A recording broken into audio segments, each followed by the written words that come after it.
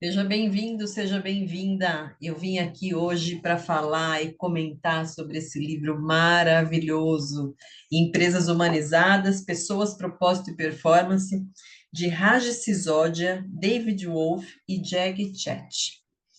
É um livro que trata sobre cultura, vamos dizer assim, que fala um pouco sobre pensamentos estratégicos na arte da gestão das empresas voltadas a pessoas. E o quanto hoje a gente tem um diferencial aí dessas empresas, o quanto a gente, né, como empresários, e aqui eu quero falar com empresários, seja de uma empresa individual, seja de uma empresa com muitos colaboradores, o quanto a gente pode se diferenciar tomando algumas ações e tendo atenção em algumas questões que são novas, né? Tomando como base aí a nossa geração. E eu fiz algumas anotações aqui desse livro, e conversando com você aqui, eu vou abrir as minhas anotações, e ele já faz uma boa nota no prefácio do cofundador da Whole Foods, e ele fala o seguinte: a empresa é de longe o maior criador de valor do mundo. E a empresa, ela existe para um propósito, né? Abre aspas aqui na fala dele. Acreditamos que o negócio é bom porque ele cria valor, é ético porque se baseia na troca voluntária, é nobre porque pode elevar a existência e é heróico porque tira as pessoas da pobreza e cria prosperidade. Então, o negócio ele tem propósito. O negócio é de longe o maior gerador de valor para o nosso planeta. Hoje em dia, as empresas elas não estão ligadas somente a ganhos financeiros. Existe uma máquina por trás disso, uma máquina de propósito. E a gente está pensando aí numa geração diferenciada, que pensa mais em ser do que ter. Então, a base, né, que traz aí algumas informações nesse livro, ele traz que inúmeras pesquisas com consumidores relatam que as pessoas estão olhando menos para as coisas, olha que interessante isso, e mais para a experiência para alcançar a satisfação com as suas vidas. Eles trazem isso como a era da transcendência, que é uma era que representa um divisor de águas cultural na qual as influências físicas, que são as materialistas, que dominaram a cultura do século XX, declinam, enquanto as influências metafísicas, que são as experimentais, ficam mais fortes.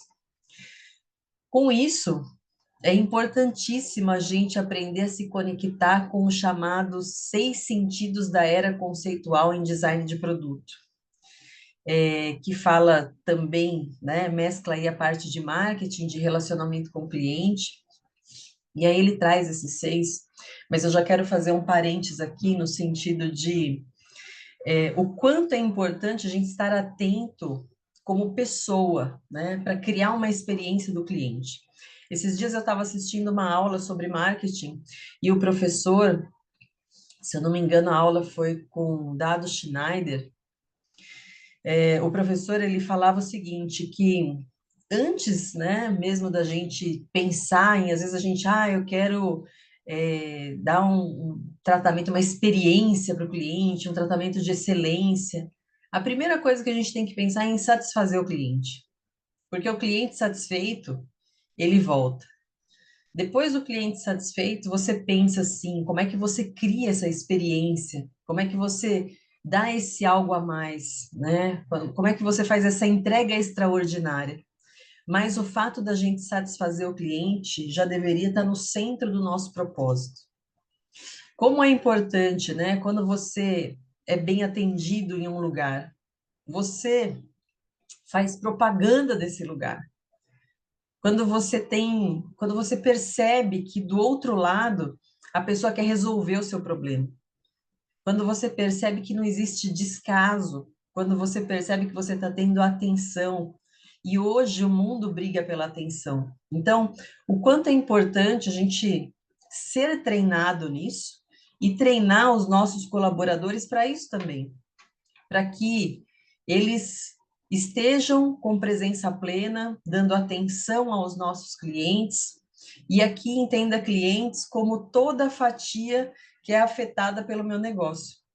Todas as pessoas a que o meu negócio gera valor, não só os que pagam pelo produto ou serviço, mas a gente está falando de sociedade, a gente está falando de fornecedores, a gente está falando de governo, a gente está falando de tudo, inclusive de clientes, né?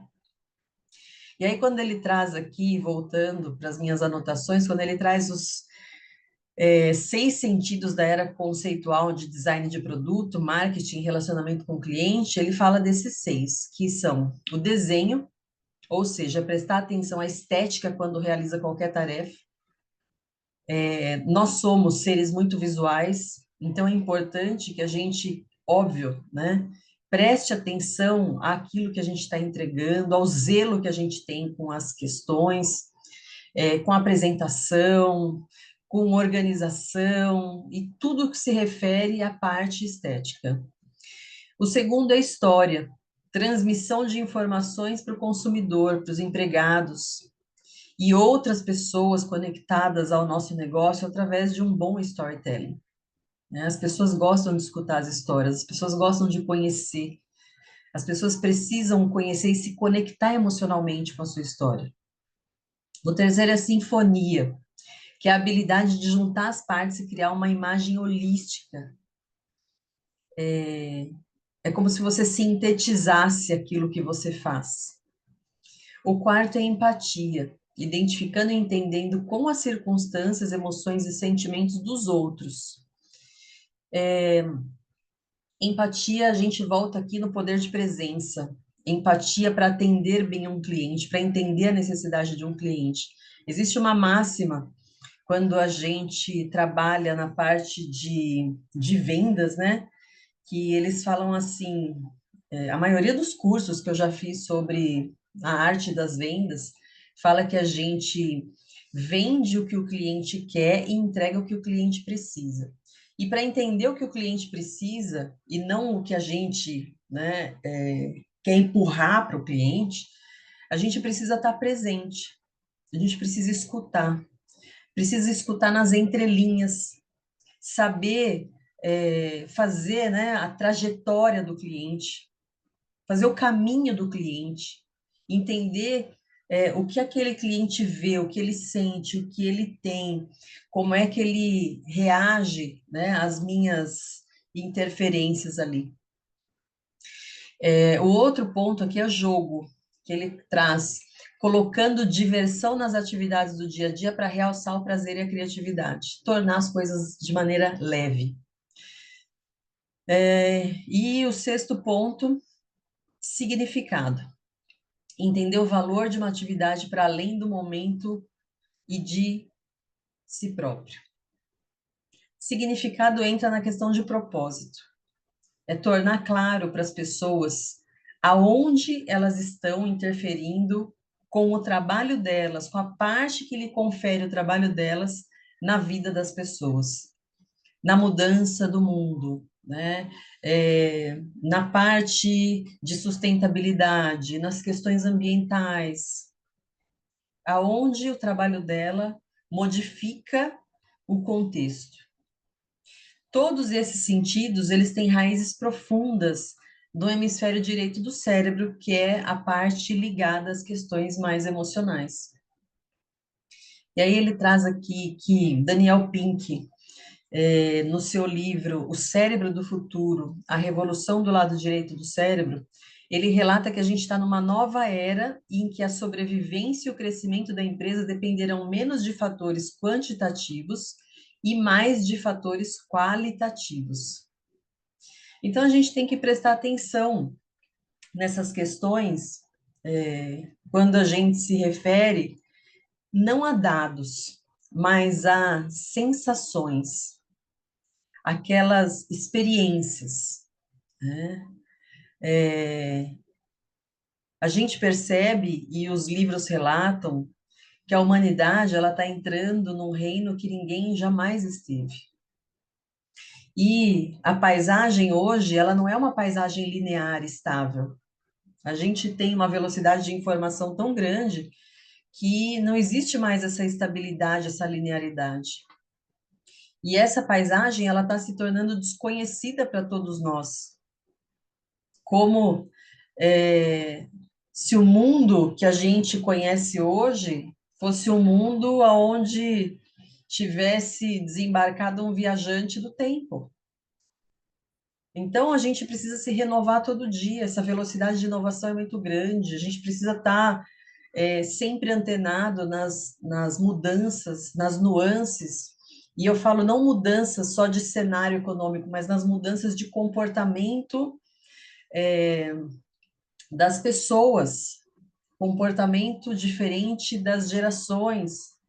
Ontem, eu estava conversando com uma amiga e ela falou assim: Nossa, Lu, eu ando muito esquecida, eu acho que foi por conta da Covid e tá. E aí a gente estava, né, falando sobre isso, sobre a questão que muitas vezes pode até ter alguma relação, eu não sei se tem algum estudo sobre isso, mas a questão é que há 15 anos atrás a gente não tinha esse excesso de informações a que a gente é submetido hoje. E a gente não pode comparar a nossa memória, né, aquelas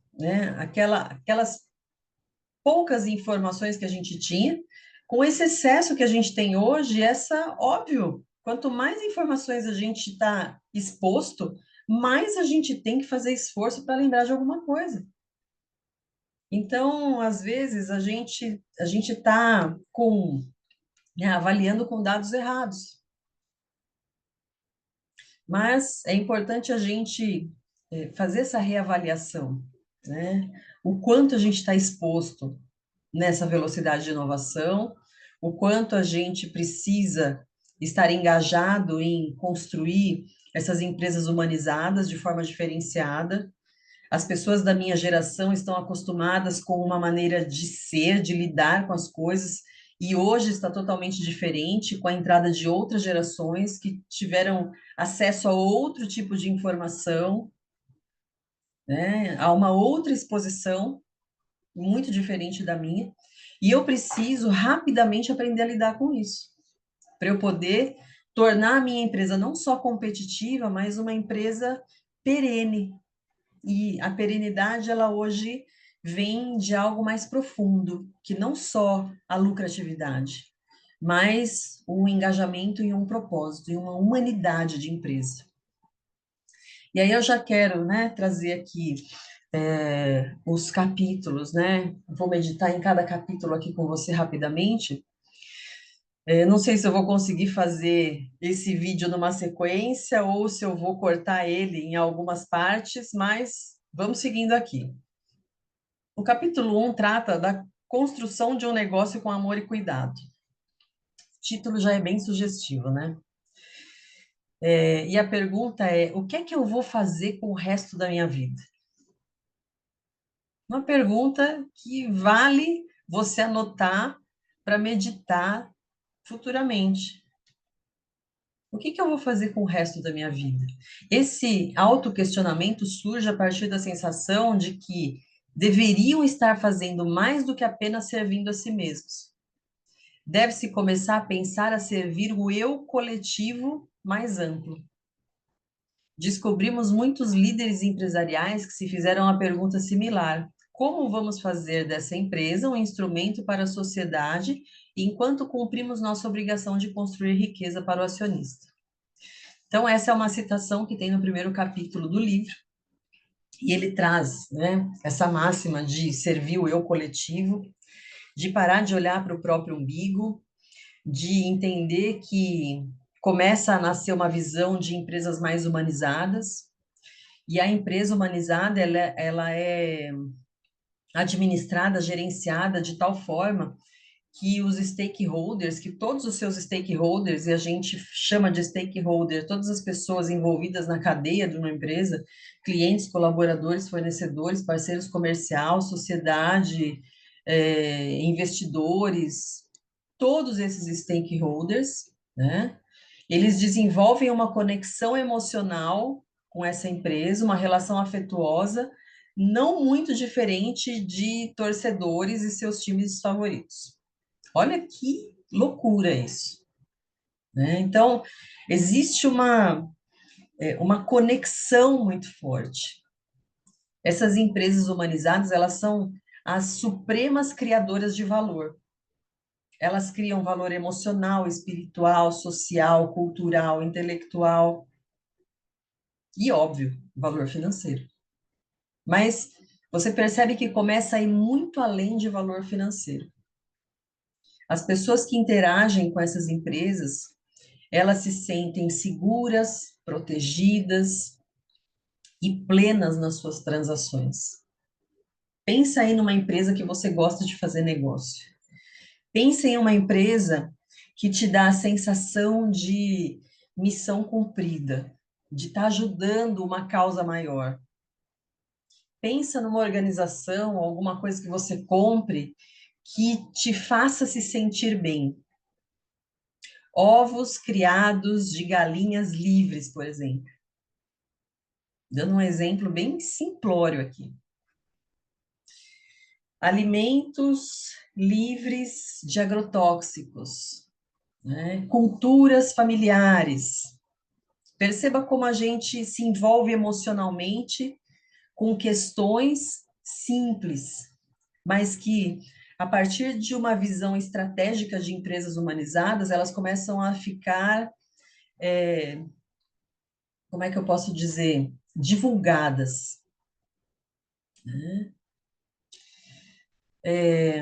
Então, eles dizem aqui que as empresas humanizadas, elas acreditam em uma ideia diferente. Elas batalham por uma fatia de amor, né? E aqui eles chamam de share of hurt.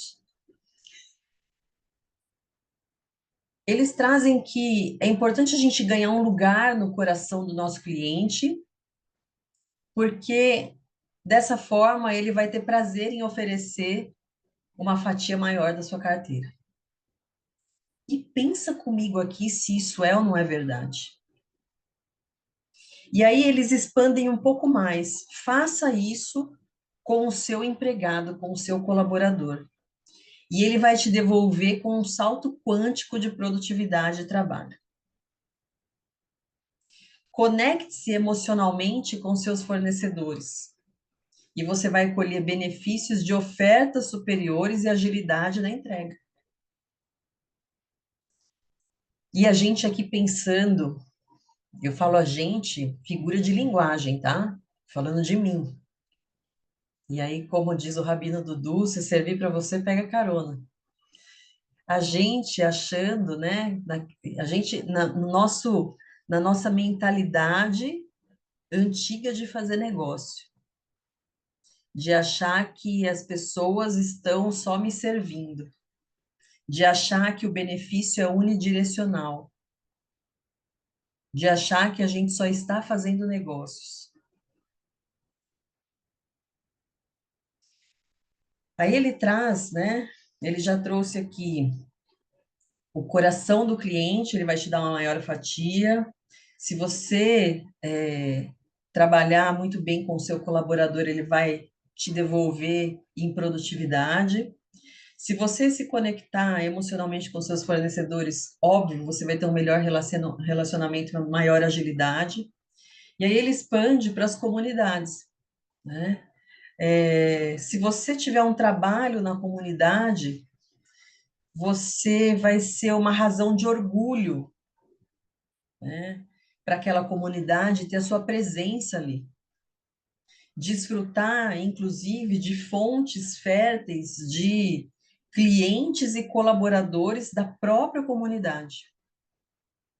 Já viu aquela situação de uma empresa que os colaboradores sempre tem alguém para indicar da família? Ai, quando surgiu uma vaga, tem alguém da minha família que quer trabalhar aqui. Olha que bonito isso.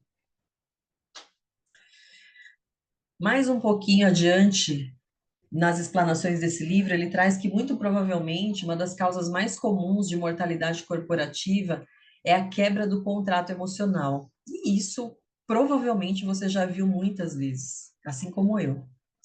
E quando esse contrato emocional é flagrantemente quebrado, os clientes param de comprar, a produtividade declina, os fornecedores não se tornam responsivos, os parceiros desistem do negócio, os acionistas vendem suas ações, o apoio da comunidade evapora. Percebe que é uma ação em cascata. O não cumprimento de um contrato emocional com o cliente significa o fim da lealdade desse cliente. Por isso que a frase do professor de marketing falando que a gente, antes de pensar em encantar o cliente, a gente precisa satisfazer esse cliente. Porque à medida que a gente satisfaz, a gente consegue entender cada vez mais, com esse relacionamento mais próximo, o que é importante para ele. E aqui a gente está falando de cliente em todas as esferas, hein? A gente está falando de stakeholder. É cliente, é fornecedor, é parceiro, é colaborador, é sociedade, é tudo. Né?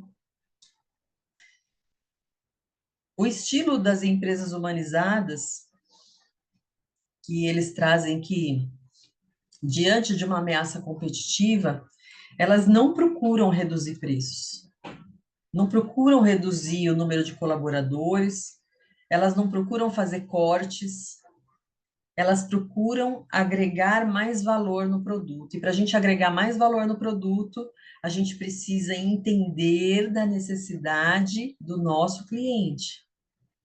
A gente precisa entender qual é o nosso propósito. A gente precisa entender como é que a gente consegue gerar mais valor. Como fazem os líderes das empresas humanizadas, empresas de todo tipo e tamanho deveriam conscientemente moldar suas culturas em torno da ideia de que a gente está aqui para ajudar os outros a viverem suas vidas com maior satisfação, a espalhar alegria, a espalhar bem-estar, para elevar, para educar, para ajudar os funcionários, os clientes a realizarem o seu potencial natural. Olha que fabuloso isso. E aí eles trazem que, como líderes em empresas e outras instituições de propósito público, é demais aceitar como seu mandato a obrigação de ouvir e ver, abrir os olhos e mentes, ajudar as pessoas a focarem no que é mais importante. Será que, de fato, é demais isso?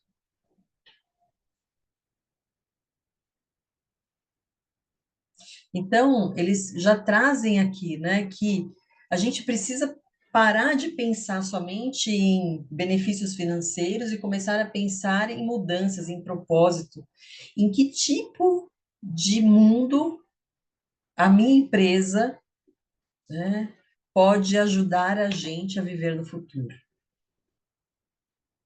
Então, essas são as provocações do primeiro capítulo, só do primeiro capítulo, né, aonde o tema desse primeiro capítulo é construindo um negócio de amor e cuidado. Então, ele já traz aqui, né, fazendo um resumão, ele já traz aqui a parte de olhar não só para o cliente, mas olhar para o colaborador, para os parceiros, para os fornecedores, e olhar essa instituição como um todo, como geradora de valor em todos os aspectos, olhar muito bem para o nosso propósito, para as conexões emocionais, para aquilo que a gente tem feito, para a trajetória do cliente, o que é significativo para esse cliente, como é que a gente, ao invés de, num momento de crise, reduzir preço e entrar como uma commodity no mercado, a gente amplia o nosso valor e consegue se manter nas crises.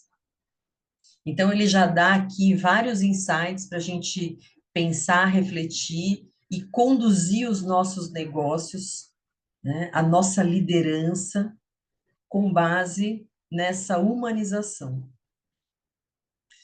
E aí eu quero entrar já no segundo capítulo aqui com você. O segundo capítulo, ele traz aqui Nova era, novas regras, novo capitalismo. Uma frase de Winston Churchill. Ele fala assim: nós moldamos a nossa cultura e posteriormente ela nos molda. Olha o quão importante a gente é trabalhar essa questão cultural dentro das empresas, dentro das organizações. Cultura a gente molda e a gente vive isso. Fazendo um parênteses aqui de cultura organizacional, e que isso está envolvido a missão, a visão, os valores, que muitas vezes, né, por muitos anos, no passado, a gente viu isso como apenas uma carta, um quadro pendurado na parede, sem relevância, onde os líderes não sabiam quais eram os valores que norteavam a organização. Hoje isso precisa ser disseminado dia a dia pela liderança. Hoje, o principal, né, a principal função de um líder é engajar as pessoas no mesmo propósito, mas ele precisa conhecer o propósito, ele precisa conhecer os valores que norteiam a organização, o negócio dele, para que ele possa conduzir essas pessoas na direção correta. Aqui entrando nesse segundo capítulo do livro Empresas Humanizadas, ele fala o seguinte: os consumidores ainda podem querer um determinado produto, mas junto com esse produto, muitos querem uma experiência diferenciada que conecte com o seu ser mais maduro. E aí vem aquele exemplo, né, de comprar ovos de galinhas livres, ovos orgânicos, por um preço muito maior do que, vamos dizer aí, uma dúzia de ovos comum, mas ele conecta com uma experiência diferente. Então, para prosperar, as empresas cada vez mais precisam aprender como os clientes buscam ser diferenciados, como esses clientes, né, é, que querem ser, eles vão se diferenciar dos clientes que querem somente ter. Como essa mudança de comportamento oferece nuances, informações, não apenas do que as pessoas compram, mas do que elas sentem. Então, os produtos, a gente falou ali da parte visual, né? Eles têm que ter uma boa estética, mas eles têm que ser funcionais. E eles também têm que vir engajados em algo que transforme esse mundo, né? Eles têm que vir carregados de uma experiência que faça sentido, não como uma bugiganga a mais para se jogar fora, mas como algo que torne significado. E aí surge o conceito de sustentabilidade, definido como satisfazer as necessidades da geração presente sem comprometer a capacidade das gerações futuras de satisfazerem as suas próprias necessidades. Perceba o cuidado com o meio ambiente que existe nessa frase. E aí a gente toma como base a pirâmide de Maslow, por exemplo, a gente tem uma população de consumidores com as suas necessidades básicas atendidas hoje. Essa geração, a geração hoje, que é a geração que está mais em alta no mercado, a geração Z, é a primeira vez na humanidade que uma geração mais nova vai ditar totalmente as regras, né? Então, os mais velhos vão ouvir os mais novos. E essa geração, ela já vem com algumas necessidades básicas completamente atendidas. Então, a pirâmide de Maslow, naquela base dela, ela já nem existe mais para essa geração. Olha que loucura isso. O economista ganhador do Prêmio Nobel, Robert William Fogel, ele escreveu: a prosperidade tornou possível estender a busca pela autorrealização de uma fração minuta da população para quase toda ela. E é verdade. Quando eu era criança, por exemplo, se a gente não tivesse dinheiro, dinheiro vivo, você não comprava as coisas. E aí veio, né, o advento do cartão de crédito. E aí veio o cartão de débito. Então, hoje, você, teoricamente, você não precisa ter dinheiro, você tem que ter um limite. Não que isso seja saudável, mas mudou completamente o jeito de se fazer negócios. E essa crescente influência da autorrealização na cultura predominante, ela está remodelando a maneira de fazer negócios. Às vezes, o principal problema das empresas humanizadas não é conseguir novos clientes, mas acompanhar essa demanda desses clientes que é cada vez mais exigente. E na década de 90, os cientistas Peter Salovey e John Mayer, eles publicaram um artigo intitulado Inteligência Emocional, que tratou da capacidade de estar ciente dos nossos próprios sentimentos, dos sentimentos dos outros e diferenciar, né, esses nossos sentimentos dos sentimentos dos outros para usar a informação e guiar o nosso raciocínio e o nosso comportamento. Olha o poder de presença disso. Eu tenho aqui um livro que cita várias vezes esses cientistas. Se eu não me engano, é O Cérebro que se Transforma. E eles têm vários estudos com relação a isso. E muitos pesquisadores, eles têm mostrado que há uma forte ligação entre a habilidade dos indivíduos de gerenciar suas próprias emoções e a sua capacidade de impactar positivamente as emoções dos outros. E aí entra um conhecimento supremo do seu ser, um conhecimento das suas particularidades, das suas habilidades, das suas forças, do seu comportamento principal, para você entender como é que o outro se comunica, como é que o outro se expressa, para você entender as emoções que aquela outra pessoa está comunicando. E aí vem a importância da inteligência emocional no local de trabalho, que pode ser apreciada se a gente observar as consequências da sua ausência. Porque quando a gente não tem inteligência emocional no ambiente de trabalho, a gente tem moral baixa, a gente tem um clima de medo, a gente tem apatia, conflito, estresse, que claramente competem com a eficácia do negócio. No seu livro muito conhecido, O Poder da Inteligência Emocional, Goleman e seus coautores, eles descrevem um estudo de 3.871 executivos e seus subordinados diretos. Esse estudo ele mostrou que o estilo de liderança importa tanto em termos emocionais quanto nos pragmáticos. O tom do local de trabalho, o tom emocional, determina o resultado financeiro do negócio, ou seja, quanto as pessoas dão, quanto as pessoas querem dar, quantas pessoas se importam. Essas coisas aparecem no balanço financeiro. Então, às vezes, a gente acha que a questão é só estratégica, é só colocar a estratégia em prática, e não é. Vai muito além disso.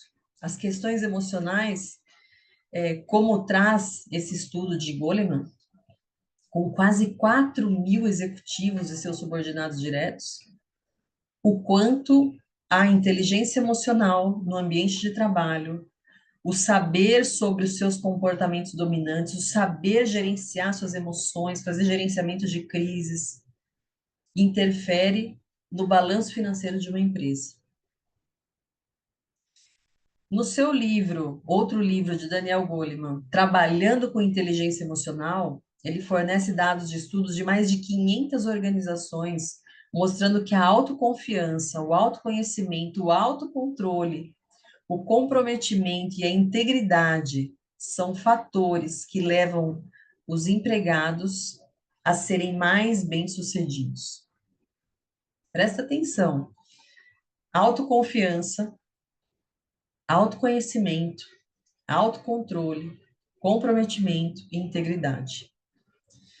Quando a gente tem conhecimento sobre as nossas capacidades, quando a gente tem conhecimento sobre as nossas vulnerabilidades, a gente gera uma confiança suprema sobre o nosso potencial, sobre aquilo que a gente é capaz, sobre aquilo que a gente precisa fazer. E, sobretudo, sobre aquilo que a gente precisa fortalecer para conquistar o que a gente deseja. É importante a gente pensar sobre esse desenvolvimento emocional e o quanto ele impacta nas empresas humanizadas hoje. O comportamento afetivo de uma empresa em relação a todos os seus stakeholders é um dos diferenciais mais competitivos e decisivos já praticados em uma organização capitalista. Vou repetir para você.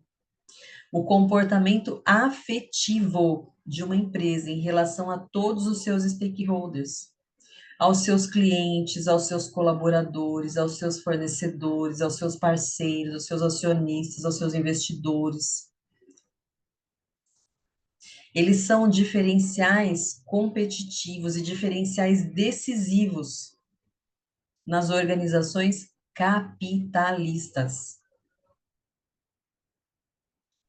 As emoções, elas não são uma essência tênue em nossa consciência, elas são estados fisiológicos concretos. Tanto é que a gente expressa com comportamento as nossas emoções. As emoções são o padrão de relevância resultante de alterações dos estados corporais. Alteração no fluxo da adrenalina, dos batimentos cardíacos, da pressão arterial, da resposta galvânica da pele, da respiração, da salivação, de outros estados corporais que geram emoções. Quanto maior a importância de um assunto, mais forte a resposta emocional. Então, a gente precisa entender que para nos conectarmos visceralmente, bem como cognitivamente, a gente precisa estar apto a isso. A gente precisa entender sobre isso. Entender sobre os nossos estados emocionais. Entender se a situação que eu estou diante me causa afeição, ou sou incapaz de ter afeição para aquela situação, ou preciso criar uma habilidade nova em mim. Tudo isso faz parte da gestão da liderança dessas empresas humanizadas. Uma marca ou uma empresa que deixa de despertar essas emoções num cliente de maneira positiva, ela não vai gerar uma verdadeira lealdade com esse cliente. E o mesmo vale para os empregados. O quanto a gente, às vezes, como colaborador, se a gente confia, se a gente percebe que essa empresa é leal, a gente faz acontecer.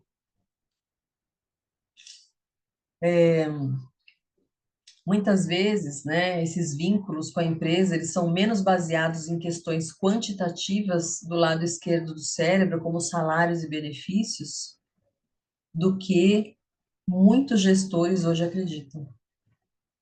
Eles se baseiam muito mais em questões qualitativas do lado direito do cérebro, de reconhecimento e apreço. É óbvio que um alto salário e as generosas contribuições, elas, né, podem manter um funcionário na folha de pagamento, porém, sem reconhecimento e valorização, essa pessoa não vai estar ligada com a empresa. Esse novo capitalismo, ele reconhece que toda a realidade é pessoal e impregnada de afeto. Então, essas são frases, são provocações, são trechos desse livro que eu trouxe, que me chamaram a atenção, para a gente criar um repertório novo, para a gente trazer para as nossas reflexões, para a gente fazer as anotações pertinentes. O que é que eu preciso mudar? O que eu preciso despertar na minha equipe? Como é esse novo capitalismo? A minha organização está integrada nesse novo capitalismo? Que alterações eu preciso fazer? O que eu preciso melhorar em mim? Como é que eu posso aplicar um SWOT em mim e na minha empresa, por exemplo? Avaliando as oportunidades, né? Avaliando as forças, as fraquezas, as ameaças, tanto em mim como pessoa, como líder, quanto na minha organização, para avaliar o quanto ela está envolvida, né? Quantas oportunidades ela tem no contexto com os stakeholders, o quanto ela pode melhorar. E tudo isso, né, a gente começa a despertar a partir do momento que a gente tem acesso a essa informação. Então, esses são apenas 2 capítulos desse belíssimo livro. Eu vou seguir agora para o terceiro capítulo, e esse terceiro capítulo ele traz o título Lidando com a Desordem. Eu acho que muitos de nós, né, quando a gente olha todo esse contexto, a gente pensa assim: nossa, eu tenho muita coisa para arrumar. Eu tenho muita coisa para fazer, a minha empresa está longe disso, mas não se preocupe, né? A gente pode começar a qualquer momento. São as pequenas ações que fazem os grandes movimentos. Não adianta a gente falar, nossa, eu tenho muita coisa para fazer, não sei por onde começar, não vou nem começar. Não, comece pequeno, comece com uma pequena ação. E aí você vai ver que uma ação leva a outra, né? Como aqueles hábitos angulares, um leva a outro.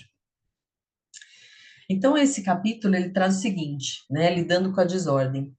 Por mais de 2 séculos, as empresas vêm operando sob a influência da ciência newtoniana, que evoluiu em resposta ao desejo inquieto dos seres humanos de compreender as forças da natureza para conquistá-las e controlá-las. Aí vem Kevin Keller, o fundador e editor executivo da Wired, autor do livro Fora de Controle, a nova biologia de máquinas, sistemas sociais e o mundo econômico. Esse título está traduzido, tá? Esse título é só em inglês. E diz que, presta atenção nessa frase, abre aspas, estar fora do controle, na verdade, é estar livre do controle. É ser emancipado de restrições organizacionais que o impedem de ser tudo o que você pode ser.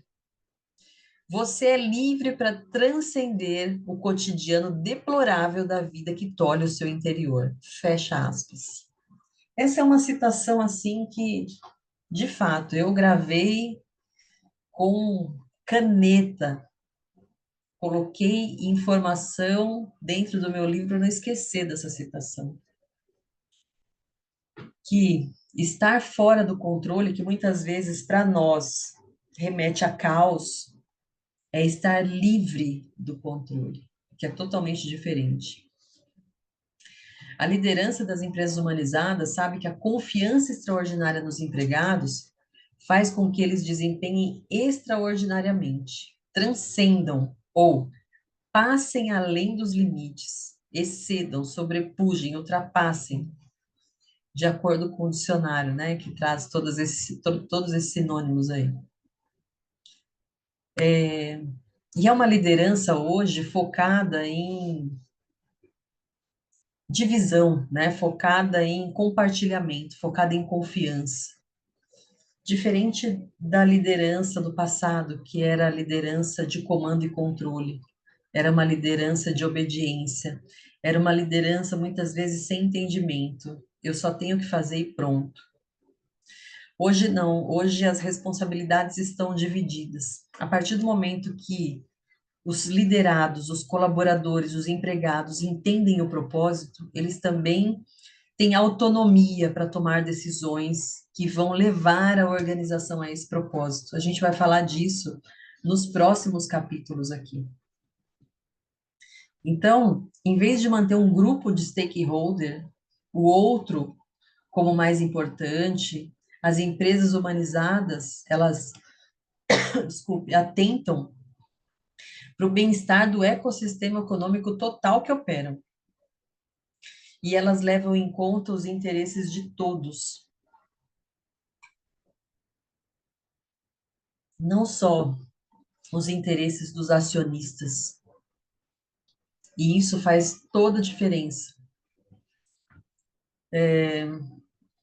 Ele traz aqui no livro, nesse capítulo, no terceiro capítulo, que o desafio da comunicação, ele tem 4 princípios cruciais de diálogo efetivo.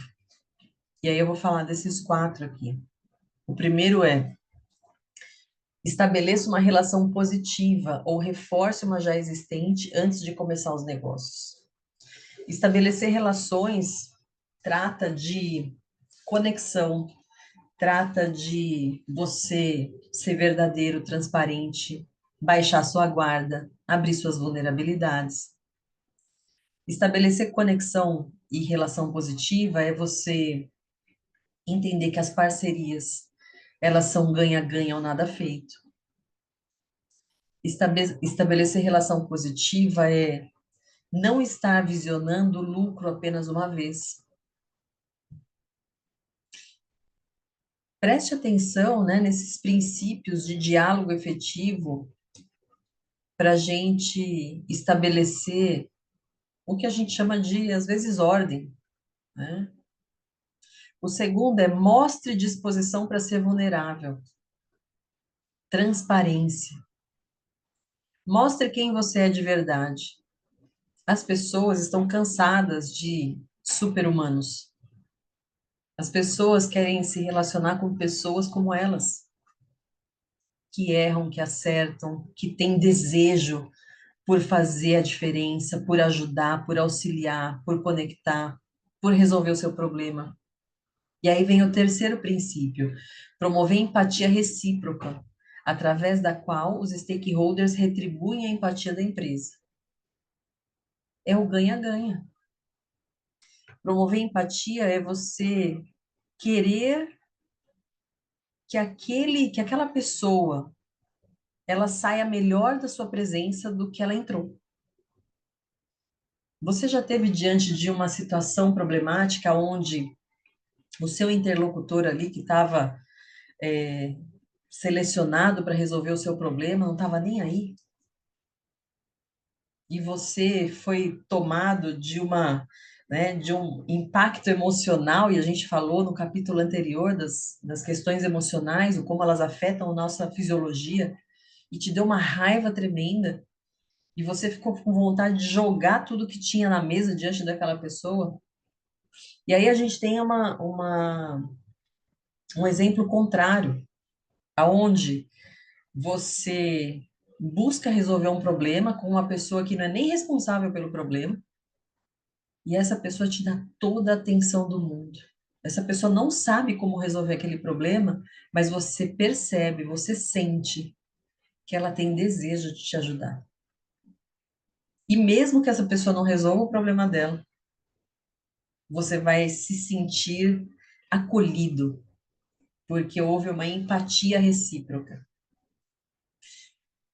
O quarto princípio é conduzir conversas com reciprocidade genuína.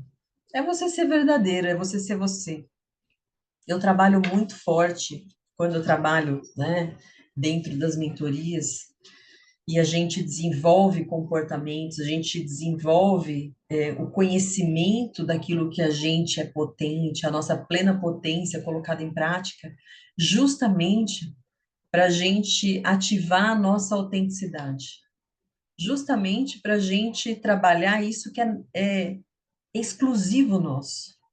Você não precisa parecer como ninguém, você não precisa ser como ninguém, você precisa externar a sua autenticidade, aquilo que te faz mais humano, aquilo que te faz diferente das pessoas. É isso que é o bacana das relações. É isso que faz as empresas, né, acoplarem ali vários talentos diferentes. Quando você mostra aquilo que você é bom, quando você mostra aquilo que você é suprassumo naquilo, é supremo, é aquilo que, sabe, que faz você diferenciado dentre as outras pessoas. E tudo isso vem com alto saber, né? Tudo isso a gente trabalha quando a gente se conhece. Quando você conhece o poder da sua máquina, quando você conhece a potência do seu motor, você sabe quantos por hora você pode dar, né? E essa reciprocidade, ela vem de você trabalhar essa humanidade, de você trabalhar essa autenticidade. E aqui a gente Eu finalizo aqui as minhas anotações do terceiro capítulo, né? E agora os outros capítulos eu vou dividir esse vídeo na parte 2 para a gente fazer essa sequência aí de anotações, de provocações, de insights, para que você possa também, né, no momento apropriado, óbvio, fazer essa leitura que é muito relevante, mas pegar essas informações e já começar a extrair o que de benéfico tem para a sua liderança, para a sua empresa, para o seu empreendimento, para os seus colaboradores, enfim, né, para a sua vida como um todo. Eu acredito que esse tipo de leitura, ela não sirva só para um líder, ela serve também para a gente se avaliar como um todo, para a gente se avaliar como pessoa, para a gente entender que tipo de serviços, né, que tipo de empresas estarão no alvo ou em alta daqui para frente, né? Como é que a gente vai tornar as empresas perenes? Se a gente faz parte de uma organização, qual é a minha contribuição dentro dessa organização? Eu acho que essa é talvez a principal reflexão aqui.